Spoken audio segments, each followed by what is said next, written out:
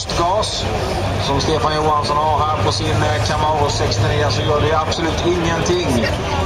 Han möter då en Nova körd av Peter Mandlen ifrån Kalmar.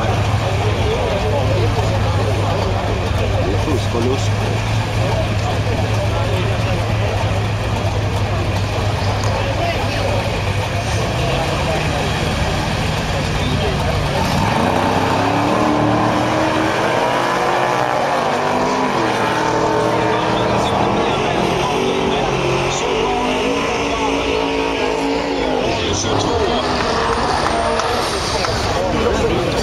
Här kommer då en bil ni ska titta lite extra på. Peter Johanssons Opel Ascona från 76.